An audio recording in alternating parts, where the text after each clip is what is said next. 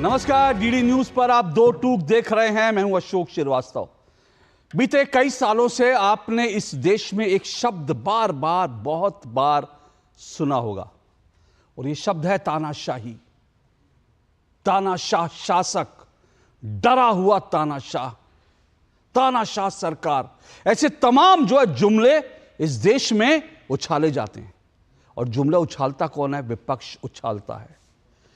विपक्ष जो लगातार एक एक करके बार बार चुनाव हारता है, तो उसको ईवीएम में भी तानाशाह नजर आता है, उसे चुनाव आयोग में भी तानाशाह नजर आता है, और प्रधानमंत्री नरेंद्र मोदी में तो उन्हें तानाशाह नजर आता ही आता है।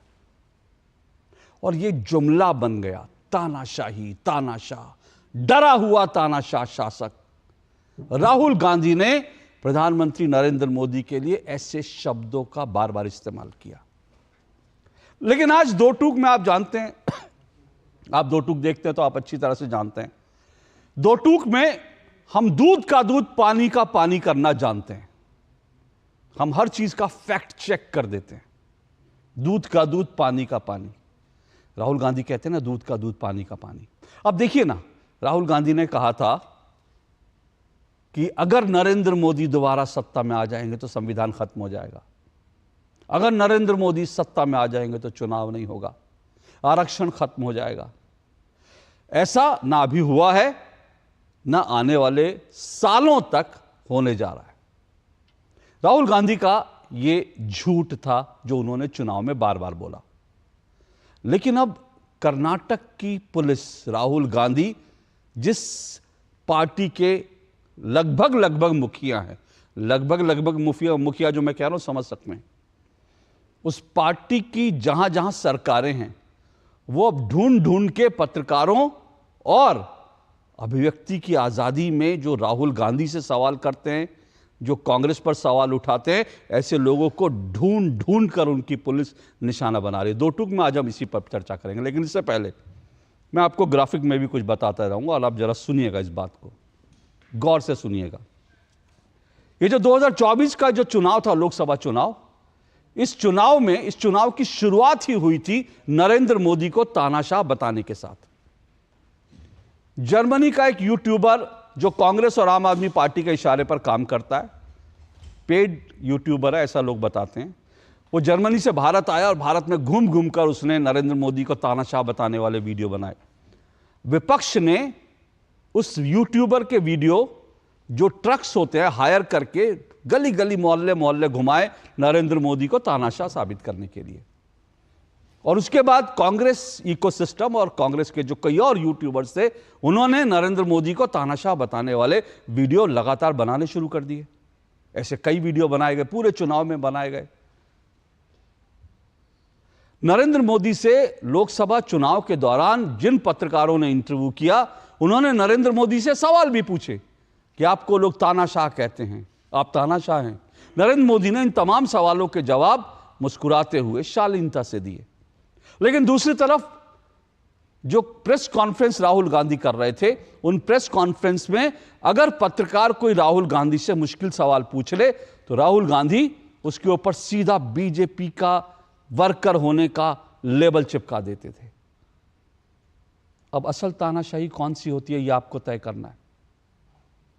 और यह तो चुनाव से पहले की बात है। और चुनाव के बाद क्या हुआ? चुनाव के बाद कांग्रेस ने राहुल गांधी पर सवाल उठाने वाला, मैं कहता हूं सवाल उठाने का हक इस देश में सबको है, लेकिन क्या गांधी परिवार, राहुल गांधी, सोनिया गांधी इस देश में क्या इतने सर्वशक्तिमान है कि उन पर कोई सवाल नहीं उठा सकता? क्योंकि जिन जिन ने उन पर, राहुल गांधी पर सवाल उठाने शुरू किए, उन पर अब लगातार कांग्रेस जो है किसी पर एफआईआर दायर कर रही है, किसी पर कुछ कर रही है। सबसे पहले रजत शर्मा को निशाना बनाया गया। सोचिए, इतने बड़े संपादक, पत्रकार, उनको निशाना बनाया गया यह कहते हुए कि उन्होंने महिला प्रवक्ता को गाली दी है। और यह झूठ निकला, कांग्रेस का यह झूठ साबित हुआ। और उसके बाद बिफिटिंग फैक्ट्स नाम के एक सोशल मीडिया हैंडलर्स पर कर्नाटक में एक एफआईआर दर्ज कर दी जाती है। और अब नोएडा में रहने वाले यूट्यूबर पत्रकार अजीत भारती के घर कर्नाटक से सादे वर्दों में पुलिस पहुंचती है अजीत भारती को गिरफ्तार करने, क्योंकि अजीत भारती ने राहुल गांधी को लेकर कोई वीडियो बनाया था। और कांग्रेस कह रही है यह वीडियो फेक था। और इसीलिए सादी वर्दी में अजीत भारती को गिरफ्तार करने के लिए कर्नाटक से पुलिस आती है। 3 पुलिसकर्मी उनके घर पर आते हैं सादी वर्दी में, और नोएडा पुलिस को सूचित किए बिना, जो कि कानूनन जरूरी है। यह तो अच्छा हुआ योगी जी की उत्तर प्रदेश की पुलिस पहुंच गई, और उसके बाद अजीत भारती को गिरफ्तार करने के लिए जो पुलिसकर्मी आए थे उनको ले गई। हालांकि कर्नाटक पुलिस ने कहा कि हम तो एक नोटिस सर्व करने आए थे। यह अजीब तमाशा है, नोटिस सर्व करने के लिए कर्नाटक से 3 पुलिसकर्मी सादी वर्दी में एक पत्रकार के घर भेजे जा रहे हैं। अब यह हकीकत आपके सामने है, और आज 2 टूक में यही मैं फैक्ट चेक करूंगा। यह हकीकत आपके सामने है, और उसके बाद आप तय कीजिए कि असली वाली तानाशाही कैसी होती है, और विपक्ष में रहकर भी तानाशाही कैसी होती है। इस पर आज चर्चा करेंगे। उससे पहले जरा एक छोटी सी फिल्म देखिए।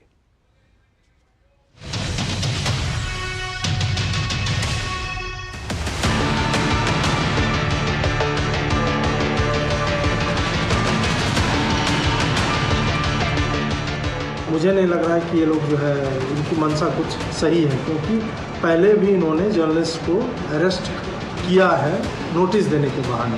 तो मुझे पता था कि ये यही करेंगे, नहीं तो नोटिस देने के लिए 1 आदमी आ जाता, 3 आदमी क्या करने आया था। तो इनकी मंशा पता थी। फिर वो लोग तुरंत ही 15 से 20 मिनट के अंदर नोएडा की पुलिस जो तुरंत आई, 5-7 अफसर्स थे और उसके साथ और कॉन्स्टेबल्स भी थे, और फिर उन्होंने उनसे बातचीत की। लंबे बातचीत उनकी होती रही। फिर कुछ डॉक्यूमेंट्स पे साइन वाइन जो है मेरे लेने थे उनको, उन्होंने लिया, उसका भी चले गए। बात यह है कि ये जो केस बनता है उसमें इन्वेस्टिगेशन का कोई स्कोप है नहीं। मैंने बोला है और वो वीडियो पे है। इसमें यही है कि मैंने जो बोला है एक्चुअल में, जो तुम बोल रहे हो, जो धाराएं तुमने लगाई हैं, इससे दंगे भड़क सकते हैं, विमर्श से फैल सकता है, उसका क्या कहीं पे सही में धरातल पे कुछ ऐसा कुछ हुआ है? तो वैसा कुछ हुआ नहीं है। तो इसमें इन्वेस्टिगेट करना क्या, मैं तो स्वीकार रहा हूँ, मेरा वीडियो है, मेरे हैंडल से वो वीडियो गया है। तो जब मैं स्वीकार ही रहा हूँ, जब मैंने मना ही नहीं किया कि मैंने ये नहीं बोला है, तो इसमें इन्वेस्टिगेशन क्यों करना चाहते हैं? इन्वेस्टिगेशन इसलिए होता है कि बुलाएंगे,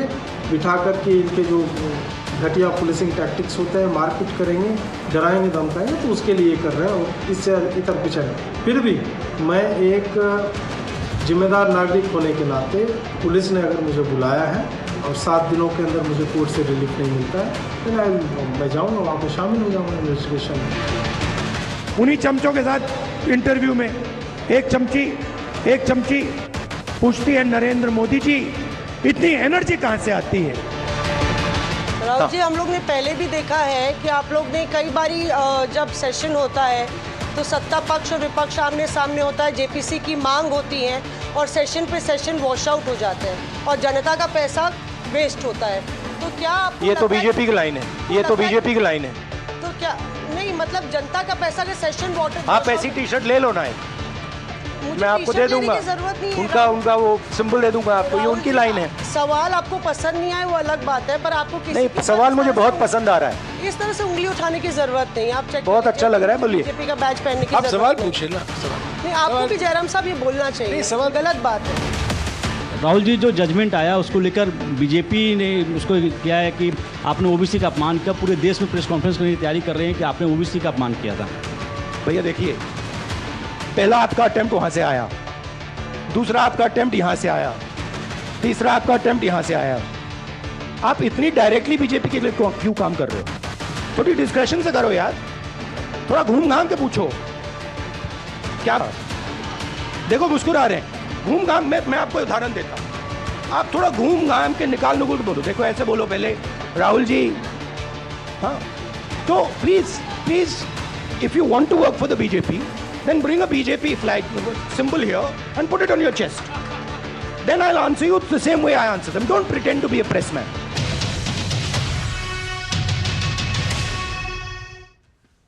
तो राहुल गांधी से सवाल पूछ रहे तो आप पत्रकार हो ही नहीं, क्योंकि उनसे सवाल कैसे पूछा जा सकता है? गांधी परिवार से वो आते हैं। गांधी परिवार से सवाल पूछने का चलन इस देश में है नहीं, होना चाहिए नहीं। और यही है असली वाली तानाशाही। दो टूक में आज हम इसी पर चर्चा करेंगे और आज मेरे साथ जो डिबेट में जुड़ रहा है, ये परिचय करवा दूं, मेरे साथ निखिल जैन जुड़ चुके हैं। निखिल जैन जो हैं वैसे लॉयर हैं और साथ साथ राजनीतिक विश्लेषक हैं, कांग्रेस के समर्थक हैं। राजीव पांडे मेरे साथ जुड़ चुके हैं, बीजेपी के प्रवक्ता हैं राजीव पांडे। मेरे साथ केपी मलिक जुड़े हैं, प्रेस एसोसिएशन के सदस्य भी हैं और साथ साथ जो हैं वरिष्ठ पत्रकार भी हैं। अजीत भारती मेरे साथ जुड़े हैं, जिनको गिरफ्तार करने के लिए कर्नाटक से पुलिस आई, उनकी एक के खिलाफ जो एफआईआर लिखी गई उसको लेकर। अवधेश कुमार जी मेरे साथ स्टूडियो में वरिष्ठ पत्रकार हैं। और मैं आपको ये भी बता दूं, मैंने जो editors guild of India, press club of India, इनके कई संबंधित जो पत्रकार थे, मैंने उनसे कहा कि आइए इस विषय पर जो है चर्चा होनी चाहिए। ये जो पत्रकारों के खिलाफ जो एफआईआर लिखाने वाली जो ताकतें हैं, ये जो अभिव्यक्ति की आज़ादी पर हमला करने वाली ताकतें हैं, आइए इनके खिलाफ कुछ दो टूक बात हो जाए। लेकिन ज़्यादातर ने जो है आने से इनकार कर दिया। ज़्यादातर क्या, सभी ने आने से इनकार कर दिया। चलिए इस डिबेट की शुरुआत करते हैं। निखिल जैन, आपसे शुरुआत करता हूँ। भाई, राहुल गांधी जी से सवाल पूछोगे तो कर्नाटक से पुलिस आएगी गिरफ्तार करने के लिए? मतलब आप तो लॉयर हैं, अशोक जी सादी वर्दी में आएगी और वो भी बिना लोकल थाने को इन्फॉर्म किए आएगी। अब पता नहीं, मुझे नहीं मालूम इस प्रोग्राम के बाद जो है, इस प्रोग्राम के बाद मेरे स्टूडियो के बाहर भी पुलिस कहीं गिरफ्तारी के लिए खड़ी हो। अशोक जी, आपने क्या ये सवाल तब पूछे थे कि जब असम से पुलिस गुजरात में आ गई थी गुजरात के एमएलए जिग्नेश मेवानी को अरेस्ट करने? क्या आपने ये सवाल तब पूछे थे जब कर्नाटका की ही पुलिस, जब भाजपा की सरकार थी, दिशा रवि नाम की एक 21 साल की लड़की को अरेस्ट करने आ गई थी क्योंकि वो कोविड के सिलेंडर का काम कर रही थी या पता नहीं क्या कर रही थी?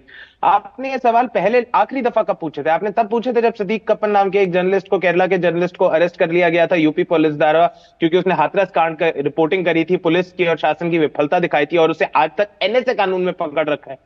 एक व्यक्ति वीडियो बनाते हैं कि Rahul trying hard to fuel fire, Naseer wants Modi in skull cap, कि राहुल गांधी आग लगाना चाहते हैं, नसीरुद्दीन शाह मोदी जी को मुसलमानों वाली टोपी पहनाना चाहते हैं। अगर ये शीर्षक रख के कोई 1 घंटे की चर्चा करते हैं और कर्नाटका पुलिस ये कहती है कि ये धार्मिक भावनाओं को भड़काने के लिए है, वो मैटर नहीं करता कि राहुल गांधी कौन है, नरेंद्र मोदी कौन है। बात यह है कि जब हिंदू मुसलमान की बात करी जाएगी एक सार्वजनिक रूप से, और अगर पुलिस को यह लग रहा है कि आप दंगे भड़काने के लिए कर रहे हैं और पुलिस ने इन्वेस्टिगेशन ज्वाइन करने को कहा है, आपको एक्यूज बना के नहीं बुलाया है, तो मैं वही जवाब देना चाहूंगा जो भाजपा हमेशा देती है, अगर गलती नहीं करी तो ज्वाइन कर लीजिए। मतलब आप इस कार्रवाई को सही ठहरा रहे हैं?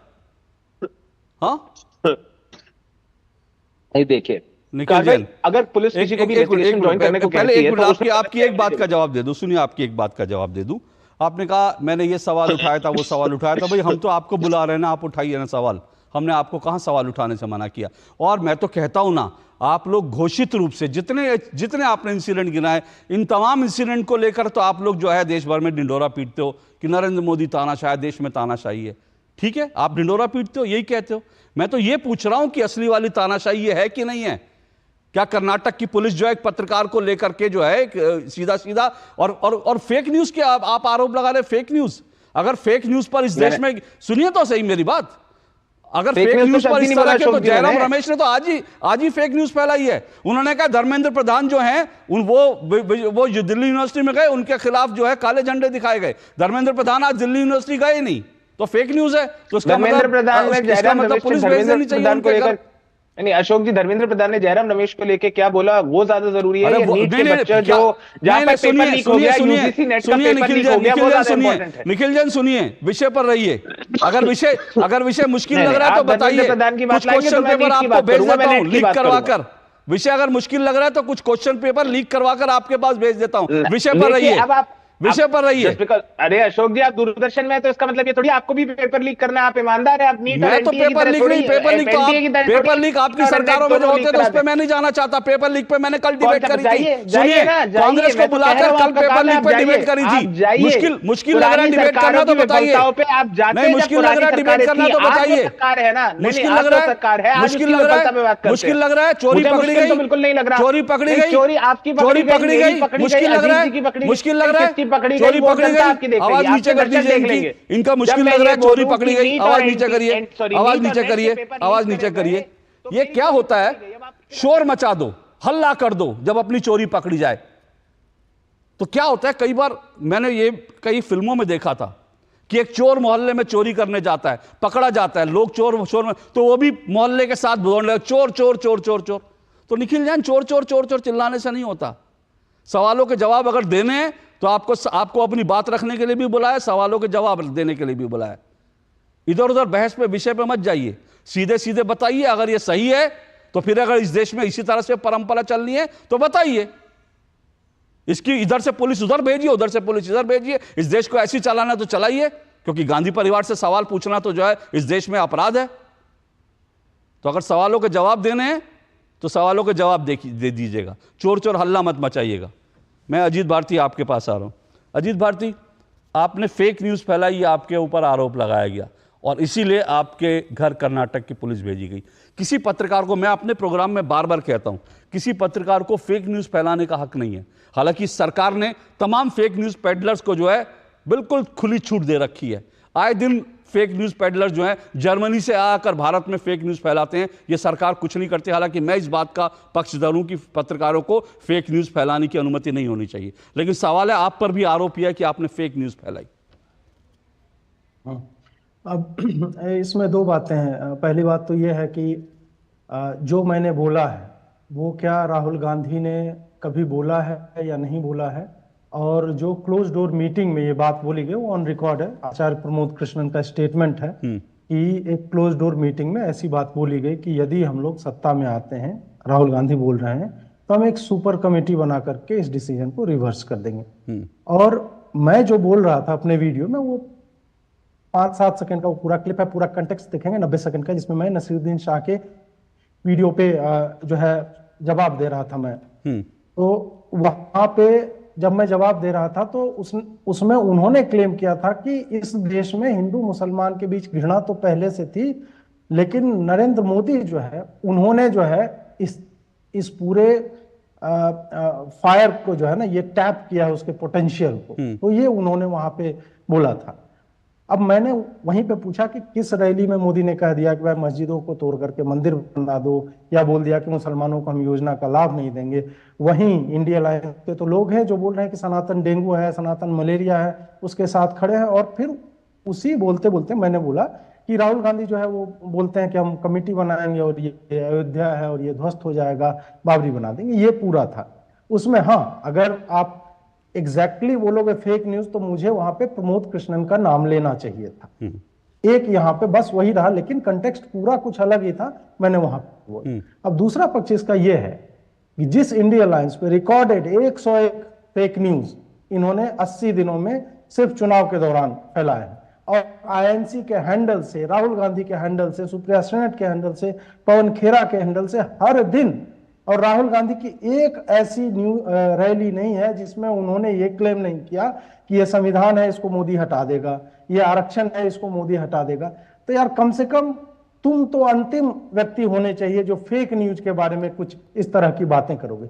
तीसरी बात, जहां तक कर्नाटक पुलिस के यहाँ आने की बात है, वो तो इनके एसओपीज होते हैं, उनको फॉलो नहीं किया गया। सादी वर्दी में आए, बिना लोकल पुलिस के साथ आए, 41A का नोटिस देने के लिए एक ऐसी सरकार 3 लोगों को संभवतः एयर फेयर देके भेजती है और यहाँ होटल में रहने का खर्चा दे देती है, जो दूध का दाम 3 रुपये बढ़ा रही है, पेट्रोल डीजल का दाम बढ़ा रही है, बस का भाड़ा बढ़ाने का सोच रही है, रजिस्ट्रेशन फी जो है कॉलेज के उसके बढ़ाने की बातें हो रही है, और हर बात में बोला जा रहा है कि हमारे पास पैसे ने गारंटी हमें फुलफिल करनी। तो बचाओ पैसा। नोटिस जो है तुम भेज देते मुझे ईमेल से, एफआईआर जब सार्वजनिक हो चुकी है तो मेरे संज्ञान में है। लोकल पुलिस को नहीं लाते हो क्योंकि कर्नाटक पुलिस ये पहले भी कर चुकी है, और वो अरेस्ट करते हैं प्रॉपर, और अरेस्ट नहीं, वो किडनैपिंग होती है। तो मैं चूंकि अपने राइट्स को लेकर के सजग हूं, मैं जानता हूं कि 41A में आप बुला नहीं सकते किसी को अपने ज्यूरिसडिक्शन में। आप मेरे घर पे आए हैं तो लॉ यह मैंडेट करता है कि आप मेरा स्टेटमेंट मेरे घर पे लोकल पुलिस की मौजूदगी में रिकॉर्ड करो और जाओ यहां से। आप मुझे बैंगलोर नहीं बुला सकती। और इसमें 5वीं बात जो है, सुप्रीम कोर्ट का DY चंद्रचूड़ का जजमेंट, उन्होंने ये बोला है कि अब ये 153A या 5052 ये सब का लगता है, तो इसका अगर फिजिकल मैनिफेस्टेशन नहीं हो रहा है, यदि मैंने बोला है तुम क्लेम कर रहे हो कि इससे शत्रुता बढ़ रही है, घृणा बढ़ रही है, अगर वो जमीनी हकीकत में नहीं बदलता है तो आप जो है इस तरह से प्रताड़ना नहीं दे सकते। तो ये जितने भी कानून हैं, सीआरपीसी 160, उस हर चीज को इनकी पुलिस ने वायलेट किया और ये क्लियरली डराने धमकाने की टैक्टिक्स है। इसके अलावा इसमें और कुछ भी नहीं है, क्योंकि एक अजीत भारती जो मुखर होकर बोल रहा है, मैंने 1000 वीडियो बनाए, उसमें से तुम्हें ये 90 सेकंड की क्लिप मिलती। तो एक अजीत भारती को यदि आप चुप करवा दो, क्योंकि राहुल गांधी की इमेज बिल्डिंग में करोड़ों रुपए लगे, भारत जोड़ो यात्रा से लेकर न्याय यात्रा तक, और ये पूरा फर्जीवाड़ा जो 101 झूठों का चला है। अमित शाह का वीडियो जो है इनके स्पिरिट ऑफ कांग्रेस हैंडल से जाता है, उसमें एडिट करके कि आरक्षण हम हटा देंगे, आगे पीछे करके वो बातें करते हैं। ये सारे लोग खुल के घूम रहे हैं और राहुल गांधी का आइकॉनिफिकेशन हो रहा है, उनकी छवि गढ़ी जा रहे हैं। और ऐसी छवि में मेरे जैसे व्यक्ति जब प्रश्न उठाते हैं तो आप मुझे टारगेट करोगे, तो मुझसे जुड़े हुए या मेरे जैसे 50 लोग डर के मारे बैठ जाते हैं कि यार छोड़ो यार, राहुल गांधी पे क्यों बोले। तो इस कारण से इन्होंने टारगेट किया है। ओके, यानी आपको लगता है कि कहीं ना कहीं आपको चुप कराने के लिए ये इस तरह से टारगेट किया जा रहा है आपके खिलाफ पहले एफआईआर, और मैं पहले ही बता चुका पहले बिफिटिंग फैक्ट्स को लेकर, और रजत शर्मा जी के साथ जो है वो सब हमने देखा कि किस तरह से पत्रकारों को लगातार डराने धमकाने की कोशिश की जा रही है। इससे पहले राजस्थान सरकार ये काम करती थी, जब राजस्थान में कांग्रेस की सरकार थी, पत्रकार अमन चोपड़ा को, रोहित रंजन को गिरफ्तार करने के लिए राजस्थान से पुलिस भेजी गई थी। वो लोग भी, उसमें भी ऐसा ही हुआ कि सादी वर्दी में पुलिस कर्मी आए, बिना पुलिस स्थानीय पुलिस को बताए, हर जगह कानून को धता बताकर बस किसी तरह से जाना है, गिरफ्तार कर लेना है। संतूपान की गिरफ्तारी जो हुई, और मैं इससे इनकार नहीं करता, कई राज्य सरकारों में ऐसा होता है, बीजेपी की राज्य सरकारें ने भी ऐसा किया, मध्य प्रदेश में, उत्तर प्रदेश में कई जगह ऐसा हुआ जहां पत्रकारों को इस तरह से गिरफ्तार किया गया। और इसलिए मैं ये कहता हूं, मेरा सवाल ये है कि आप तो घोषित रूप से कहते हो बीजेपी तानाशाह है, और आप तो घोषित रूप से अगर ये पैमाना बना दिया जाए कि फेक न्यूज़ फैलाने पर पत्रकारों को गिरफ्तारी हो जाने आप करना चाहते हो, तो मुझे लगता है कि पत्रकारों की बात छोड़िए, आधी कांग्रेस पार्टी जो है वो जेल में जाएगी। अवधेश कुमार, अवधेश जी, क्या ये फेक न्यूज़ का मामला लगता है, और क्या फेक न्यूज़ फैलाने पर जो है पत्रकारों को इस तरह से जो है, हालांकि मैं बार बार कहता हूं कि पत्रकारों को, मैं फिर दोहरा रहा हूं इस बात को, बार बार दोहरा रहा हूं, पत्रकारों को फेक न्यूज़ फैलाने की अनुमति नहीं है। अशोक जी, मैं तो 3 पीढ़ी के पत्रकारों के साथ काम कर रहा हूं, जो सोशल मीडिया में जब नहीं था तब भी था, पहले भी था, उस समय मेरे समय स्वतंत्रता के समय काम करने वाले जर्नलिस्ट भी थे। मैं पहले चंद्रशेखर जी की एक पंक्ति उद्धृत करता हूँ। चंद्रशेखर जी को जब प्रधानमंत्री थे तो उनसे पूछा गया था कि भाई ये पत्रकार सब आपके बारे में झूठ लिखते हैं, तो उन्होंने कहा भाई पत्रकार अगर सच लिखने का अधिकार है तो उनको झूठ लिखने का भी अधिकार है, हम उसमें क्यों पढ़ें, पत्रकार अपना काम कर रहे हैं। तो क्या है कि वो एक सहन शक्ति होती थी नेताओं में, वो सहनशीलता थी। कई बार हम लोग भी कुछ ऐसी चीजें लिखे जो बाद में लगा कि नहीं ये नहीं होना चाहिए। कभी जैसे मैं एक बार आडवाणी जी का उदाहरण दे रहा हूं, मैंने कुछ एक आर्टिकल लिखा, उन पर बड़ी हमला करके लिखा, और मैं गया बीजेपी ऑफिस में, तो उतना मेरा परिचय नहीं था, लेकिन सबने बताया अवधेश जी थोड़ा बहुत जानते थे। एक ही लाइन उन्होंने कहा कि कल आप लगता है बहुत गुस्से में थे। तो क्या है कि वो एक दौर था उसमें जिसमें एक सहनशीलता थी। इस समय की परिस्थिति ये है कि कांग्रेस में, मैं जरा इसको ठीक से समझ जाएंगे तो पता चल जाए क्यों ऐसा हो रहा है। कांग्रेस में लगातार सत्ता में न पहुंचने के कारण एक धारणा बनी कि नरेंद्र मोदी को इस देश के पत्रकारों ने गलत तरीके से झूठ बोल के सब चीज करके उसको सपोर्ट किया है। पत्रकारों को वो पैसे देते हैं, पत्रकारों पर हर तरीके से दबाव डालते हैं, कंपनियों को दबाव में रखते हैं, और उसके कारण पत्रकार जो है कांग्रेस के विरुद्ध है, राहुल गांधी के विरुद्ध है, सोनिया गांधी के विरुद्ध है। अच्छा, वो भूल गए कि जब नरेंद्र मोदी आए थे 2014 में, तब तक उन्हीं की सरकार थी। अगर पत्रकारों के कारण उनकी हार जीत हो जाती, और ये पूरे कांग्रेस में एक वातावरण है ऐसा, पहले भारत तो छोड़ दीजिए, मैंने दुनिया में किसी लोकतंत्र में नहीं हुआ जो इस समय भारत में हो रहा है। ये कभी नहीं हुआ था ऐसा इस देश में। अनेक चीजें हम लोगों ने लिखी बोली हैं जो गलत साबित, ये बात मैंने कई बार, हम लोग भी मनुष्य है ना, कहीं से स्रोत से पता चला उसको लिख दिया, लेकिन उसमें लगा, लेकिन कभी यह नहीं हुआ कि इनको। तो कांग्रेस इस समय कई रणनीति पर चल रही है कि एक तो यह है कि पहले प्रेशर बिल्डअप करो, जो भी उस विचार के लोग लिखने पढ़ने वाले या थोड़ा बोलने वाले हैं उनको अलग अलग तरीके से धमकाओ, डराओ, ताकि दूसरे लोग पीछे हट जाए।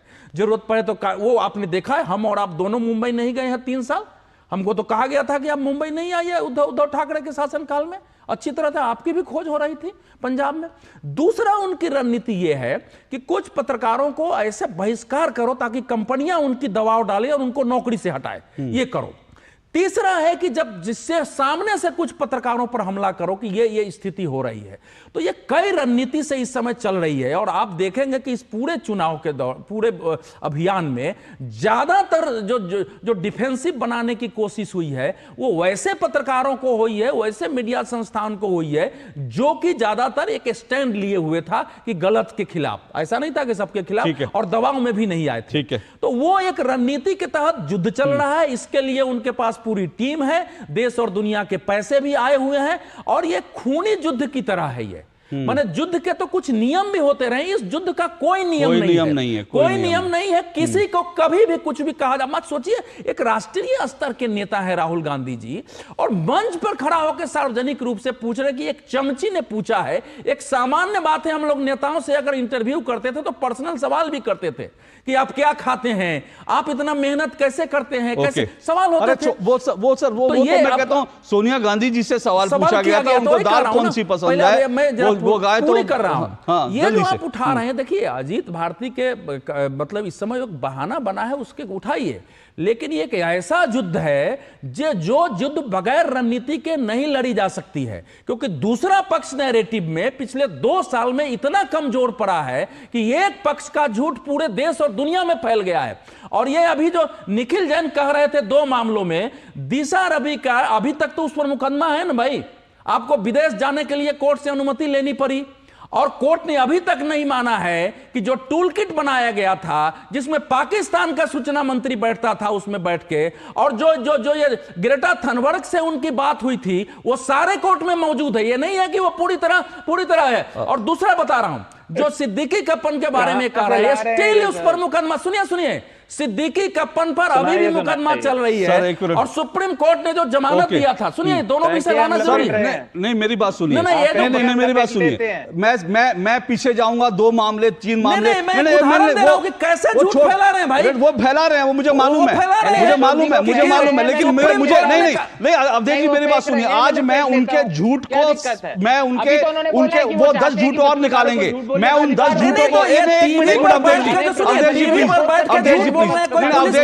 अवधेश जी मेरी बात सुनिए, वो अभी मैं उनके पास जाऊंगा, वो 10 झूठ और बोलेंगे, मैं उनके 10 झूठ की सफाई दूंगा। तो आज जो तानाशाही चल रही है उससे ध्यान हटेगा। मैं आज की तानाशाही की तरफ देश का ध्यान दिलाना चाहता हूं जो आज कर्नाटक से हो रही है, जो आज तेलंगाना से हो रही है। आज मैं उस तानाशाही की बात करना चाहता हूं। पहले पंजाब से और छत्तीसगढ़ से, पहले महाराष्ट्र से। जी, मैं एक लाइन बोल के खत्म कर रहा हूं कि ये जो लोग ये सब चीजें लेके आ रहे हैं जानबूझ के, उस समय भी यूएपीए लगाने का हम सब लोगों ने विरोध किया था। मैं उसकी बात से असहमत होते हुए भी हम लोगों ने कहा कि यूएपीए नहीं लगना चाहिए पत्रकारों पर। आप कह रहे हैं किसने आवाज उठाई थी? हम लोगों के लेख देख लो, हम लोगों के टीवी डिबेट देख लीजिए उस समय। और आज एक पत्रकार, चाहे अजीत भारती हो, चाहे अशोक हो, चाहे जितने लोग हैं, एक ट्वीट और एक बता दीजिए उन पत्रकारों का, या आप अपना भी बता दो जी आपने लिखा है कि ये गलत तरीके से पुलिस आई है। ये है दोनों में अंतर गुणात्मक रूप से। आपके खिलाफ भी गलत केस होगा तो मैं आपसे असहमत होते हुए भी हम लोग उसके पक्ष में खड़े होंगे कि इस आदमी के खिलाफ गलत हुआ है।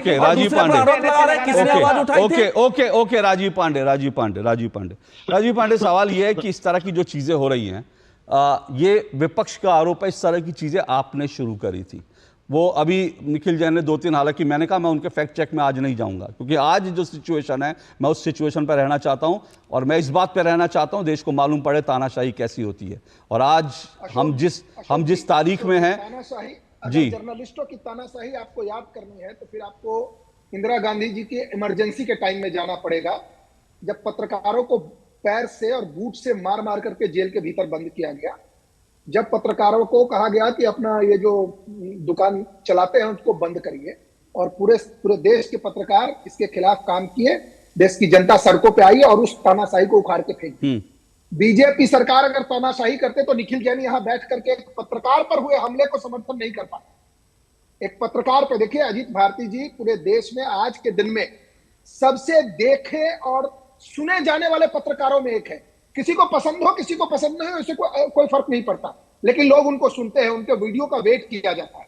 अब बात आती है कि ये विषय है क्या। हमारे बीच में मलिक साहब है, काफी वरिष्ठ पत्रकार है, अवधेश जी है। इशू ये है कि फेडरल स्ट्रक्चर फेडरल स्ट्रक्चर में एक प्रोसेस दिया गया है कि आप कैसे एक स्टेट की पुलिस दूसरे स्टेट पे जाएगी। यहां क्या हुआ, सबसे पहले आप बिना वर्दी के किसी के यहां चले जाते हैं। अगर जस्ट इमेजिन करिए कि एक आदमी अपने घर पे और इस तरीके से कोई बिना वर्दी के व्यक्ति उसके रूम में पिस्टल लेकर के घुसता है, चाहे वो पुलिस वाला ही क्यों ना हो, तो राइट ऑफ प्राइवेट डिफेंस आता है। अमेरिका में तो गोली चला के मार दिया जाता है ऐसे लोगों को कि अगर आप पुलिस है तो पहले आप अपनी आइडेंटिटी डिक्लेयर करेंगे। और इसीलिए फेडरल स्ट्रक्चर में आपको लोकल पुलिस स्टेशन को साथ में लेकर के जाना है। केवल ये नहीं है कि आप लोकल पुलिस को इन्फॉर्म करेंगे, आपको लोकल पुलिस को साथ में लेना है। लोकल पुलिस आगे आगे जाएगी और तब जाकर के जितने एटीएस की कार्रवाई हुई पूरे देश में आप देख लीजिए, मैं आपको पिछले कई एटीएस की कार्रवाई बता सकता हूं जिसमें पुलिस गई साथ में, सीआरपीएफ के लोग साथ में थे और तब जाकर के एक्शन हुआ। यहां जो अजीत भारती जी के साथ जो हो रहा है उसका केवल एक ही उद्देश्य है कि जो भी व्यक्ति युवराज शहजादे के खिलाफ बोलेगा हम उसको इस तरीके से केस में फंसाएंगे। देखिए ये लीगली इसमें कुछ होने वाला नहीं है। I am practising lawyer of supreme court, कुछ नहीं होने वाला है इस केस में। इस केस के जरिए आप धमकाते हैं लोगों को कि आपको हम केस में फंसा देंगे, जिससे आपके कुछ पैसे खर्च होंगे, आप वकील को एंगेज करेंगे। और ये सबसे बड़ा जो अटैक है, इंदिरा जी ने इमरजेंसी लगा के अटैक किया, ये फेडरल स्ट्रक्चर बाबा साहब अंबेडकर जी के संविधान को तोड़ने की कोशिश है। ये मैं इसको अजीत भारती जी पे तो पत्रकार पर तो अटैक है ही, लेकिन जिस प्रकार से घटना हुई है ये बाबा साहब के अंबेडकर के जो संविधान में जो फेडरल स्ट्रक्चर है ये उसको तोड़ने की कोशिश है अशोक जी। और दूसरी बात, जो freedom of speech and expression जो हमारे संविधान की मूल आत्मा है, फंडामेंटल राइट्स में आता है, ये केवल अजीत भारती को चुप कराने की बात नहीं है, ये मलिक जी को चुप कराने की बात है, अशोक श्रीवास्तव को चुप कराने की बात है, अवधेश कुमार जी को चुप कराने की बात है। क्योंकि जब आपके ऊपर एफआईआर होगा तो आपको वकील के पास जाना पड़ेगा, आपको वकील के पास जाना पड़ेगा तो आपको पैसे खर्च होंगे, इसलिए आप चुप रहिए। चुप रहिए। मुझे एक ब्रेक पे जाना है, लेकिन उससे पहले मैं एक बार फिर से अजीत जी आपके पास आ रहा हूं और फिर मैं ब्रेक के बाद केपी मलिक जी आपके पास भी आऊंगा। अजीत भारती, मोटे तौर पर यह पत्रकारों को डराने की कोशिश है। मैं आपसे जानना चाहता हूं और दिल पे हाथ रख के बताइएगा, क्या आपको डर लगता है? क्योंकि ये इस तरह से तो आज एक पुलिस आई है, कल को दूसरे राज्य की पुलिस आएगी, तीसरे राज्य की पुलिस आएगी, और क्या ऐसे में हम पत्रकारों को क्या करना चाहिए? डर, देखिए इसमें दो स्तर पे डर काम करता है। एक डर आपके मन में अवचेतन में चला जाएगा कि यार मुझे लिखना नहीं चाहिए, अब इस पे मुझे बोलना नहीं चाहिए, क्योंकि ये कहीं से भी इनकी 2-3 जगह ही सरकारें हैं और ये कभी भी फ्लिम्सी ग्राउंड पे कहीं पे भी भेज देंगे और इलीगली भेजेंगे, ये लीगल रास्ते भी अख्तियार नहीं करते। तो एक तो वो मेंटल एगनी है कि आप हमेशा जब सोने के लिए जाओगे तो आपके मन में लगता रहेगा यार उधर एफआईआर हो गया है, अब ये पुलिस कब आएगी, रात में आएगी, दिन में आएगी, फलाना ढिमका। एक तो ये डर है। नॉर्मल प्रोसेस तो आप जानते हैं कि लोकल पुलिस को लाना चाहिए, जो फॉलो होता नहीं है। मेरे ऊपर मैं बता रहा हूँ कि पंजाब में राघव चड्डा जी के बिहार पे किसी ने एफआईआर कर दी और बिहार में वहां पे मेरे गांव में पहुंच गए, तो वहां पे घर वालों की जो स्थिति होती है, गांव वालों को एक्सप्लेन करने में कि आपके घर में दूसरे राज्य की पुलिस क्या करने के लिए आई, एक तो ये होता है। बाकी जो डर, ये एक्सपेक्ट जो करते हैं कि हम इनको फिजिकली भी इंटिमिडेट करें, बुलाएंगे। अब रचित कौशिक को उठाया, प्रॉपरली किडनैप किया गया उसको पंजाब पुलिस के द्वारा, और गाड़ी बदल करके खटारा गाड़ी में बिठा करके उनको लिया गया ताकि उत्तर प्रदेश की पुलिस पहचान ना पाए कि स्कॉर्पियो में गए कि किस गाड़ी में। तो इस तरह से जो है, तो फिर आपके मन में वो एक फिजिकल इंटिमिडेशन का डर रहता है कि यदि मैं ये जो कह रहे हैं कि आप फलाने तारीख को आ जाइए हाईलैंड्स पुलिस स्टेशन में, वहां पे मैं जाऊंगा, कौन सी नई धाराएं जोड़ेंगे और फिर क्या मारपीट होगी, दांत तोड़ दिया जाएगा। अर्णब गोस्वामी इसका सबसे बड़ा उदाहरण है। हम आप सब में वो बहुत बड़े पत्रकार भी हैं और सबसे बड़े एंटरप्रेन्योर हैं आज के समय में, यदि देखा जाए आप मीडिया उद्योग में। उस व्यक्ति को 8 दिन तक मारा पीटा गया, तो भय तो हमेशा रहता है। ये आप नहीं कह सकते कि नहीं नहीं मुझे डर नहीं लगता, ये वो ऐसे 2 कौड़ी के टुटपुंजे एफआईआर से भले डर ना लगे, लेकिन वो जो लगातार वो एक इंटिमिडेशन वाला जो मोड रहता है ना, यार कभी भी कुछ भी हो सकता है, तो आप मेंटली परेशान होते हैं कि मैं जो काम कर रहा हूं वो सही से नहीं कर पाऊंगा। जाहिर सी बात है, एक जो है इस तरह से पत्रकारों के मन में एक खौफ पैदा करने की कोशिश तो है ही, और ऐसा आपातकाल में हुआ था, आपातकाल की जिसकी तारीख बहुत जल्द आ रही है। 25 जून जो है देश में आपातकाल लगाया गया था और आज जो है 21 जून है। तो हम तो इस तरह की चीज़ें देख रहे हैं। लेकिन अजीत भारती जी, शुक्रिया आपका जुड़ने के लिए। आप सुरक्षित रहिए, अपना ख्याल रखिए और उम्मीद करेंगे कि इस तरह की जो तानाशाही जो है वो इस देश में जल्द बंद हो। लोगों को कम से कम इस तरह की तानाशाही से ऊपर उठना बड़ा ज़रूरी है, कोई भी शासक हो, ये मेरा मानना है। बहुत बहुत शुक्रिया। मैं एक छोटा सा ब्रेक ले रहा हूँ। ब्रेक के बाद मेरे साथ कुछ और मेहमान होंगे। इस ब्रेक के बाद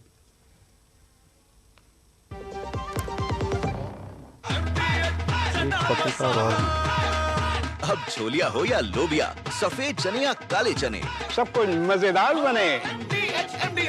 अरे क्या हो गया, पूरा का पूरा गांव यहाँ आ गया। भैया इसी हाथ से चारा खिलाते हो, तभी तो आपके गाय भैंसों की ब्याज सबसे ज्यादा है। पगले, ये चमत्कार इस हाथ का नहीं, हाथ में जो कपिला पशु आहार है उसका है, जो पशुओं की सेहत अच्छी रखता है और ब्याज भी बढ़ाता है। कपिला, देश का नंबर 1 पशु आहार।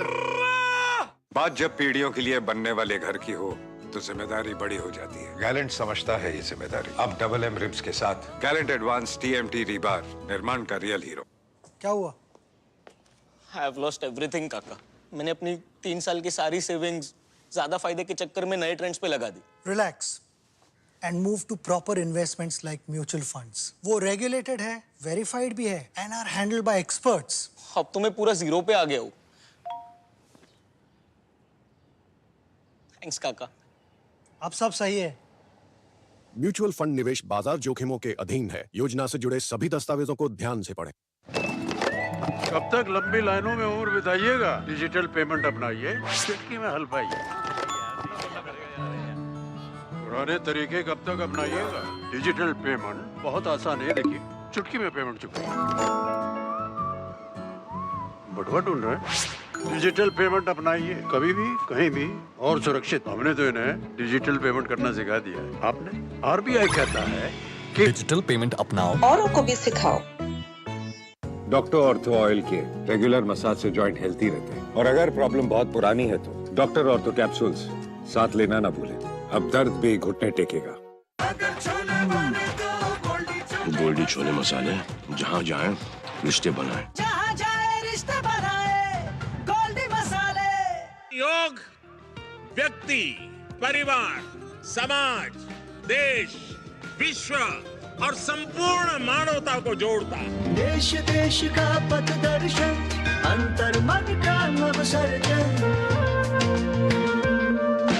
विश्व एक परिवार ने योग को किया है। जन जन के जीवन का हिस्सा है योग। 21 जून 2024 को है 10वां अंतर्राष्ट्रीय योग दिवस। इस बार योग दिवस की थीम है स्वयं और समाज के लिए योग। आइए हर गांव, हर शहर में योग उत्सव मनाएं। इस वैश्विक अभियान को सफल बनाएं। दो टूक आप देख रहे हैं और दो टूक में आज हम बात कर रहे हैं असली वाली तानाशाही। जिस तरह से चुनाव में नरेंद्र मोदी को तानाशाह साबित करने की कोशिश की विपक्ष ने, लेकिन चुनाव खत्म होते ही अब विपक्ष की जो राज्य सरकारें हैं वो पत्रकारों और सोशल मीडिया एक्टिविस्ट के खिलाफ लगातार FIR दर्ज करके उन पर झूठे आरोप लगाकर उनको डराने और धमकाने की कोशिशें कर रही हैं। तो सवाल जनता के सामने है कि असली वाली तानाशाही कैसी होती है, ये आप तय कर लीजिए। हम आपको सच का आईना दिखा रहे हैं। और आज मेरे साथ जो जुड़े हैं, राजीव पांडे BJP से, निखिल जैन सोशल मीडिया राजनीतिक विश्लेषक हैं, कांग्रेस समर्थक हैं, KP मलिक हैं, प्रेस एसोसिएशन से जुड़े हुए हैं। मेरे साथ अवधेश कुमार जी वरिष्ठ पत्रकार हैं और मेरे साथ संतोष शुक्ला भी जुड़े हैं, पश्चिम उत्तर प्रदेश के वरिष्ठ पत्रकार हैं। मैं निखिल जी 1 मिनट आ रहा हूँ, जरा मैं KP मलिक के पास जा रहा हूँ, उसके बाद आपको मौका दूंगा। KP मलिक जी, ये जो जिस तरह से ये पत्रकारों के खिलाफ ये सब कुछ जो शुरू हुआ है, राज्य सरकारें किसी भी स्टेट में जाती हैं बिना बताए, जिस तरह से अजीत भारती के मामले में, ऐसे पहले भी कई मामले हुए हैं। मैंने नाम लिया, अमन चोपड़ा के साथ ऐसा हुआ, रोहित रंजन के साथ ऐसा हुआ, इस तरह के कई केसेस पहले भी हुए हैं। क्या ये दिखाते हैं? देखिए अशोक जी, ये कोई नया मामला नहीं है और कोई ये 2 साल 5 साल 10 साल से नहीं हो रहा है, लंबा मामला है। और देखिए पुलिस जो है वो किसी भी राज्य सरकार की कठपुतली का काम करती है। सत्ताएं बदलती रहती है, पुलिस वही रहती है। जो राजनीतिक दल सत्ता में होगा पुलिस उसके लिए काम करती है, इसमें कोई दो राय नहीं है। लेकिन ये जिस प्रकार से पुलिस सादी वर्दी में जाती है किसी पत्रकार के घर और इस तरह का व्यवहार करती है, ऐसे बहुत सारे मामले, क्योंकि मैं 2 जिम्मेदारियों के साथ आज यहाँ बैठा हूँ। मैं खुद पत्रकार भी हूँ और मैं दिल्ली जर्नलिस्ट एसोसिएशन का जनरल सेक्रेटरी हूँ और प्रेस एसोसिएशन में भी मैं एग्जीक्यूटिव मेंबर हूँ। तो हमारे पास लगातार इस तरह की चीज़ें आती है, चाहे वो वेस्ट बंगाल हो, चाहे वो मुंबई हो, चाहे वो कर्नाटक हो, चाहे वो उत्तर प्रदेश हो, बड़े मामले इस प्रकार के आते हैं। लेकिन इसमें हम ये नहीं कह सकते कि पत्रकार कहीं दोषी नहीं है। कई कश्मीर के मामले आते हैं। अब कश्मीर में जिस तरह के हालात हैं, हम तुरंत उठ के उस पत्रकार के साथ खड़े हो जाएं, सोशल मीडिया पे उसके पक्ष में एक मुहिम चला दें? हमें तथ्यों को जानना पड़ता है, क्योंकि कश्मीर हमारे देश की सीमाओं पर, वहां वो पत्रकार क्या कर रहा है, कौन है, बड़ी हमारे पास दुविधा की स्थिति हो जाती है। कई बार हम उठाते भी हैं। और आपने देखा होगा अशोक जी, आप भी कई धरनों में चीजों में शामिल रहे हैं। कोरोना के दौरान भी हमने सेंट्रल गवर्नमेंट के खिलाफ कई सारे धरना प्रदर्शन किए हैं, जंतर मंतर पर भी किए हैं, प्रेस क्लब से पार्लियामेंट घेरने की कोशिश भी की है, हालांकि पार्लियामेंट तक नहीं पहुंच पाए, बैरियर लगा दिए गए। तो हम लगातार चीजें करते हैं। ताली एक हाथ से नहीं बजती है, 2 हाथ से बजती है, दोनों की। आज अगर आप मीडिया का हाल देखेंगे तो मीडिया भी एक हिसाब से लगता है जैसे 2 धड़ों में बट गया है। मीडिया में भी ऐसे बहुत कम लोग हैं जो पत्रकार की असली जो जिम्मेदारी है उसको निभा रहे हैं। तो हमें यह भी देखना होगा कि कहां पे क्या हो रहा है। और ये किसी एक राजनीतिक दल या किसी एक प्रदेश या किसी एक क्षेत्र की बात नहीं है, तमाम देश में ऐसा हो रहा है। लेकिन पिछले कुछ सालों से ये चीजें बहुत ज्यादा बढ़ गई हैं और ये मैं मानता हूं दुर्भाग्यपूर्ण है। दूसरा मैं कहना चाहता हूं कि पत्रकारों पे इस तरह की चीजें करना दुर्भाग्यपूर्ण तो है ही। और मैं अशोक जी एक चीज आपको और बताता हूं, आप मेरा सोशल मीडिया निकाल लीजिए और आप जानते हैं कि जब कांग्रेस की 10 साल सरकार थी, मैं बहुत कड़वे सवाल पूछता था और हमारे ऊपर आरोप लगता था कि ये भारतीय जनता पार्टी के दलाल हैं, भारतीय जनता पार्टी के पक्ष के सवाल पूछ रहे हैं।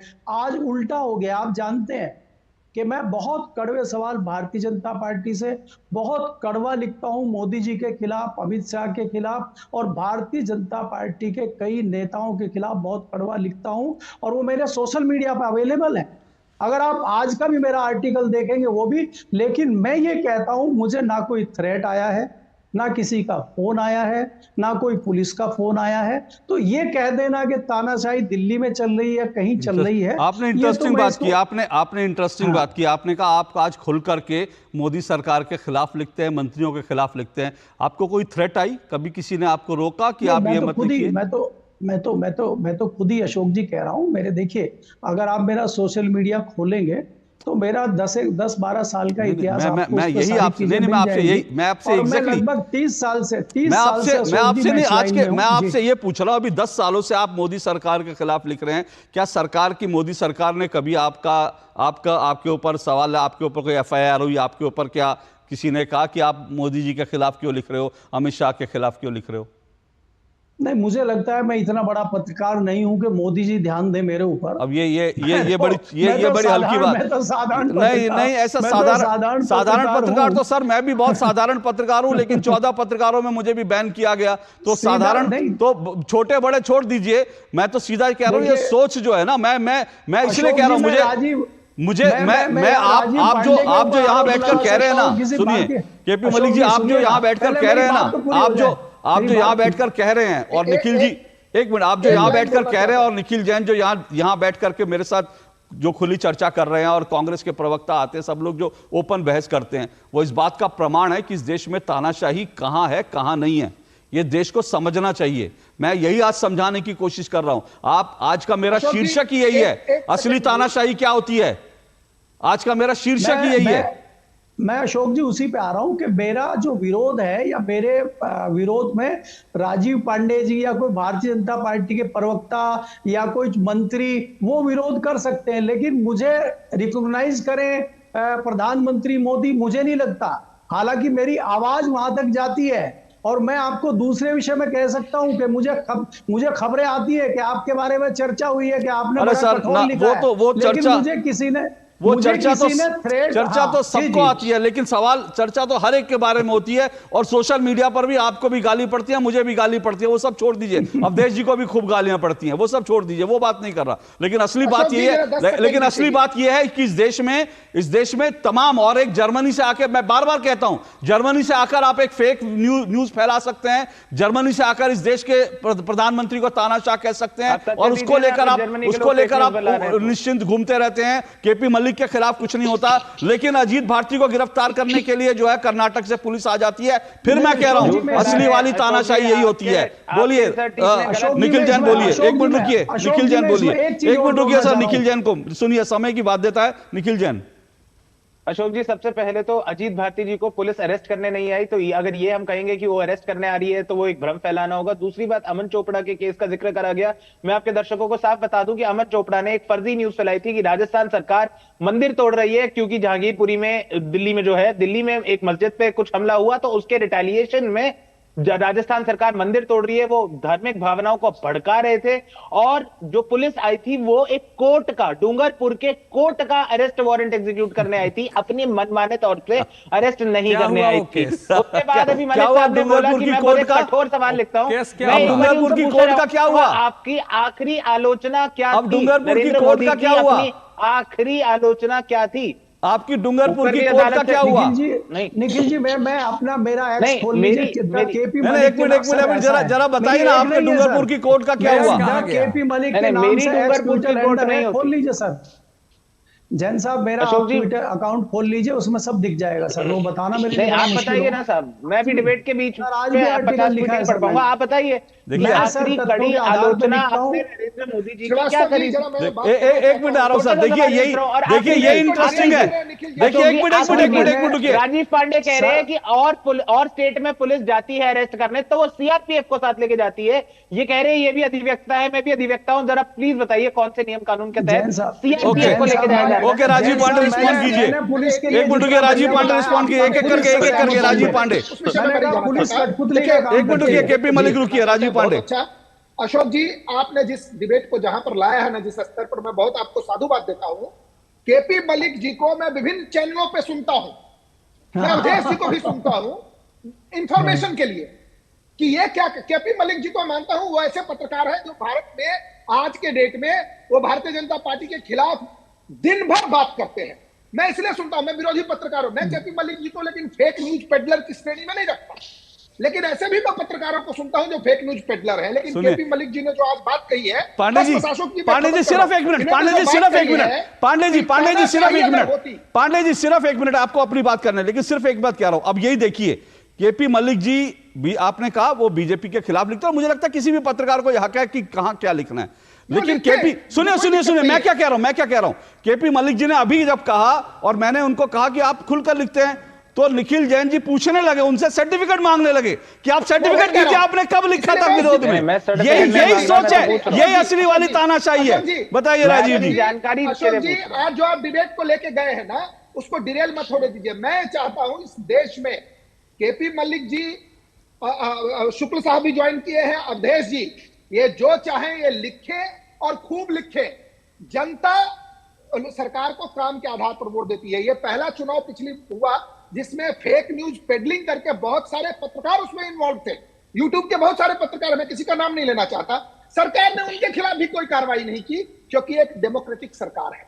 और जहां तक मेरी बात है, आपको मैं किसी यूट्यूब चैनल का नाम नहीं लेना चाहता, बड़े बड़े लोग आकर के सरकार के खिलाफ सुबह से शाम तक बात करते हैं। मैं इस बात से बहुत खुश हूं कि आज केपी मलिक जी को सर्टिफिकेट एक राजनीतिक विश्लेषक ने यहां दिया, क्योंकि वो जानते ही नहीं होंगे कि ये केपी मलिक है कौन, कहां से आते हैं, उत्तर प्रदेश के हैं कि तमिलनाडु के हैं, उनको पता ही नहीं है, क्योंकि उनको सुनना कुछ नहीं है। हम लोग देश के हर बड़े पत्रकार को सुनते हैं, आइडियोलॉजी का इश्यू नहीं है। अशोक जी, अब मैं एक लाइन और बताना चाहता हूं। ये जिस प्रकार की घटना हुई है, जो आपकी असली तानाशाही की बात करते हैं, ये वेस्ट बंगाल में पत्रकारों से जाकर के पूछिए। केवल पत्रकार की बात आज हम कर रहे हैं तानाशाही में।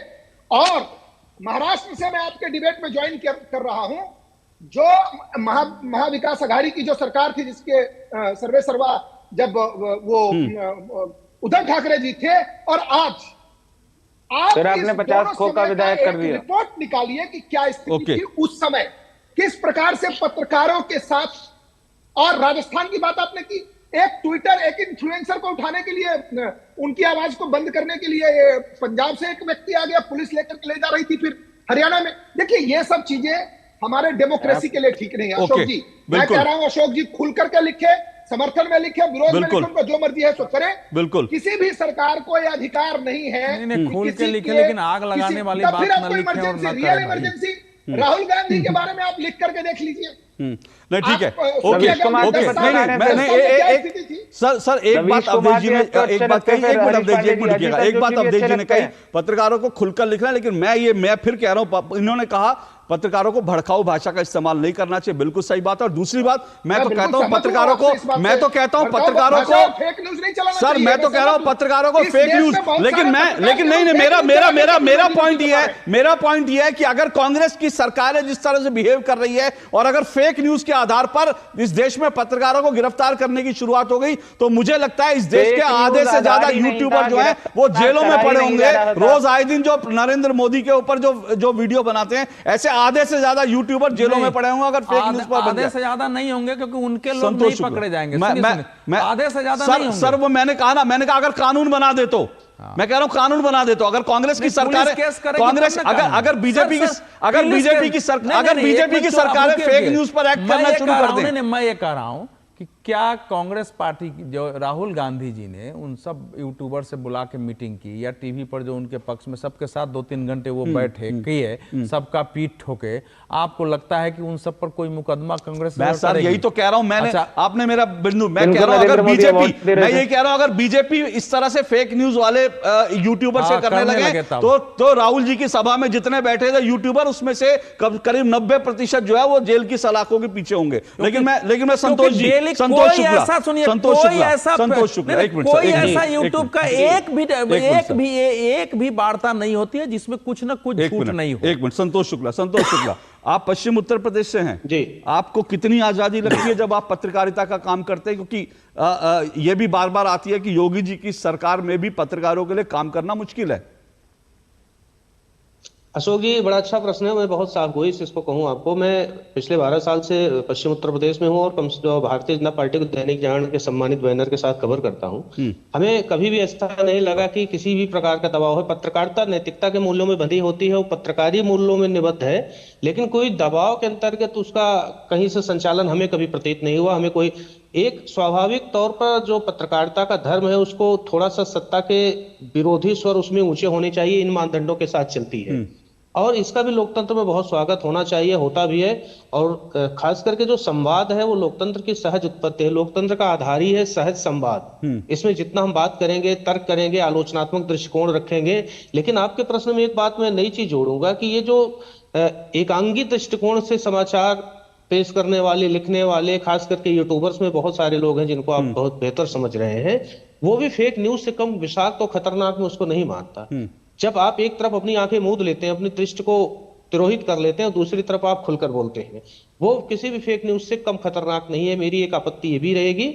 और जहां तक आपने कहा कि दबाव में 12 साल में बिल्कुल भी कभी भी महसूस नहीं किया और खुलकर लिखा है। ऐसा नहीं है कि आज सत्ता में भारतीय जनता पार्टी है तो भारतीय जनता पार्टी की बड़ी एक प्रकार से कहें उसके अभी जो हार हुई है उसकी हम लोगों ने बड़ी निर्मम आलोचना या समीक्षा की है अपने ठीक है, बिल्कुल। और भारतीय जनता पार्टी के बहुत सारे नेताओं ने उसको बहुत स्वागत किया। हमें कहीं से कोई दबाव नहीं लगा और पिछली सरकारों में भी हमने ऐसा कुछ महसूस बहुत नहीं किया। हाँ, कांग्रेस का इतिहास जरूर इस मामले में आपको चिंता में डालने वाला है। मैं वही कह रहा हूँ, इतिहास भी और ये जो फिर जो हो रहा है ये चिंता में डालने। एक छोटा सा ब्रेक, उसके बाद आखिरी कमेंट पे आप आऊंगा इस छोटे से ब्रेक के बाद।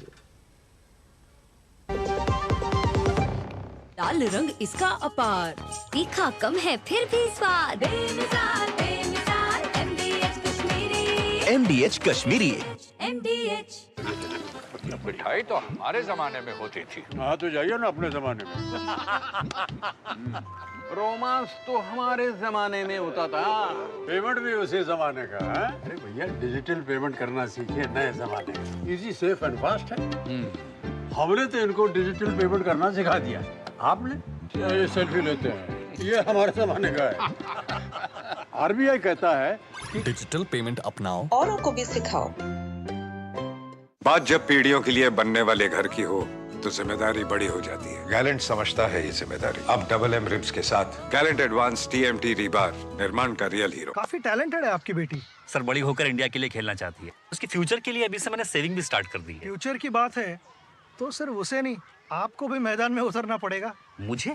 इनका मतलब है म्यूचुअल फंड्स के मैदान में सिर्फ सेविंग्स नहीं, हर महीने म्यूचुअल फंड्स में भी इन्वेस्ट कीजिए। वरना आपकी बेटी तो बड़ी होगी, पर उसके लिए सेव किए हुए पैसे शायद उतने ही रह जाएंगे। सही है सर। म्यूचुअल फंड निवेश बाजार जोखिमों के अधीन है। योजना से जुड़े सभी दस्तावेजों को ध्यान से पढ़ें। घुटना, कंधा या कमर, चाहे जैसा हो दर्द, डॉक्टर ऑर्थो आपको देता है दर्द से पूरी आजादी। ये कोई टेम्पररी पेन किलर नहीं, आयुर्वेदिक औषधि है। जीरा से प्यास बुझाए, डाइजेशन के लिए मस्त, शरीर में नमक पानी का बैलेंस बनाए। सिप सिप जीरा सिप जीरा सिप, इंग्लिश का जर्नी और जीरा सिप जीरा सिप जीरा सिप। चलिए, दो टूक आप देख रहे हैं। बहुत जल्दी 30 सेकंड में निखिल जी, 30 सेकंड में आपका आखिरी कमेंट। आखिर ये सब चीजें कैसे, इसका सॉल्यूशन क्या है? देखिए, सीधी सी बात है। पहली बात तो अजीत भारती जी के केस में ना उन्हें अरेस्ट करा जा रहा है, ना फेक न्यूज के चलते उन्हें अरेस्ट करा जा रहा है या उनको नोटिस दिया गया है। उनको नोटिस केवल इसलिए दिया गया है क्योंकि कर्नाटका की पुलिस ये मान रही है कि इन्होंने धार्मिक भावनाओं को भड़काने की कोशिश करी है। मैं ये नहीं कह रहा कि पुलिस का मिसयूज नहीं करा जाता, सरकारों द्वारा करा जाता है, पर बात यह है कि हर बार ये आर्ग्यूमेंट लेके आना कि कभी भी किसी से भी कोई भी सवाल पूछ लिया जाए तो सरकार उसका मिसयूज कर रही है, मैं इसके पक्ष में नहीं हूं। साथ ही साथ ये भी है कि आप हर बारी कुछ पत्रकार इस तरीके से जब भाजपा कुछ करती है तो उसके लिए कोई ना कोई आपके पास जस्टिफिकेशन आ जाता है कि ये फेक न्यूज फैला रहे हैं, कश्मीर के हैं, ये बॉर्डर में है, ये है या वो है। लेकिन अगर यही एक्शन किसी कांग्रेस शासित या विपक्ष शासित प्रदेश से होता है तो उसको तानाशाही बता दिया जाता है। ओके, राजीव पांडे जी, 30 सेकंड कैसे चलेगा? राजीव पांडे जी, 30 सेकंड। अशोक जी, मैं दो बातें कहना चाहता हूँ। देखिए, जो रीजनेबल रिस्ट्रिक्शंस है फ्री स्पीच के साथ, और उसी को मैं लिंक करता हूँ कि एक पत्रकार बहुत ही रिस्पॉन्सिबिलिटी से अपनी बात कह सकते हैं, लेकिन पत्रकार के लिबादे में बहुत बार आप जम्मू कश्मीर में देख सकते हैं या बहुत सारे केसेस में कन्विक्शन तक हुए हैं जम्मू एंड कश्मीर में। पत्रकारों के भेष में जो लोग काम कर रहे थे ओवरग्राउंड वर्कर के रूप में, उनके कन्विक्शन हुए, उनके टेररिस्ट से लिंक निकले। और अगर आज आप पूरे वर्ल्ड वाइड के लिए, जस्ट एक लाइन और, वर्ल्ड वाइड के ऊपर अगर आप देखें तो अभी जो 4 लोगों को जिनको इजरायल ने वापस लाया, उसमें से एक अल जजीरा के पत्रकार के परिवार के लोगों ने उसको पकड़ के रखा था। ये लग रहा था कि अल जजीरा के सारे पत्रकार चले गए कहीं और। बिल्कुल। लेकिन आप देख लीजिए, बहुत सारे पत्रकार वहां पर आतंकवादी संगठन हमास के लिए काम करते हैं। बिल्कुल, तो बिल्कुल। पत्रकारों को खुद देखना पड़ेगा। तो आप क्या कह रहे हैं? इसमें कोई दो राय नहीं। अल जजीरा के कुछ पत्रकार जो है वो आतंकवादी हमास के लिए काम कर रहे थे। भारत में अभी ऐसी सिचुएशन, कश्मीर में कुछ सवाल जरूर थे, लेकिन मोटे तौर पर मेरा मानना है कि राज्य सरकारें जिस तरह से पुलिस का दुरुपयोग करके पत्रकारों का, नहीं सर मेरे पास समय नहीं है, जिस तरह से पत्रकारों का गला दबाने के लिए पुलिस भेजती है, मुझे लगता है वो जो चलन है वो बंद होना चाहिए। वो डराने धमकाने की कोशिश है। अगर आपको लगता है कोई पत्रकार फेक न्यूज फैला रहा है तो आप उसे सोशल मीडिया पर एक्सपोज कीजिए, जैसे रजत शर्मा जी ने कांग्रेस के IT सेल को एक्सपोज किया। वैसे ही आपके पास वो तरीका भी है पत्रकार को फेक न्यूज। वो तो संसाधन वाले हैं सर, संसाधन वाले। मैंने कांग्रेस के लिए कहा सर, आम आदमी नहीं।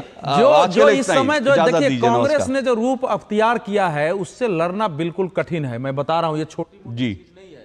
पूरे देश में कोई आदमी इस समय जो परिस्थिति बना दी गई है, जितना बड़ा तंत्र खड़ा हो गया है पत्रकारों ओके।